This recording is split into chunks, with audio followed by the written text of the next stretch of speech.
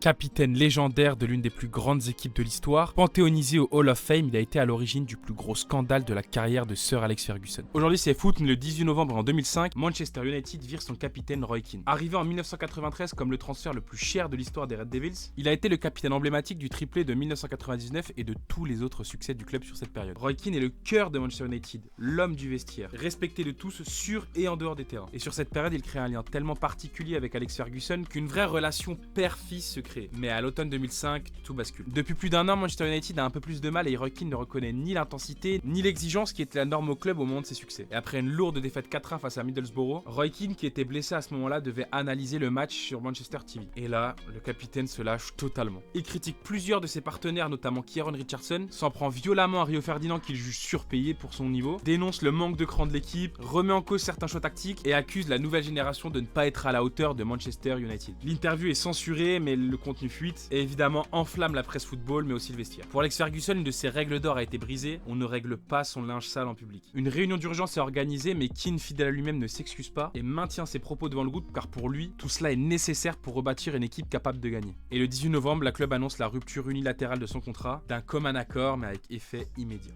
Il n'est plus le capitaine de Manchester United. Et pour chaque partie, cette décision est un déchirement. D'un côté, le club perd l'homme qui incarnait le caractère de Manchester United, celui qui pendant plus d'une décennie n'a ni baissé les bras ni baissé les yeux devant les adversaires. Le coach perd l'un de ses plus fidèles soldats, et de l'autre côté, l'un des capitaines les plus emblématiques de l'histoire part par la petite porte, sans honneur. Une fin brutale, à l'image d'un joueur qu'il aura toujours été lorsqu'il rentrait sur un terrain.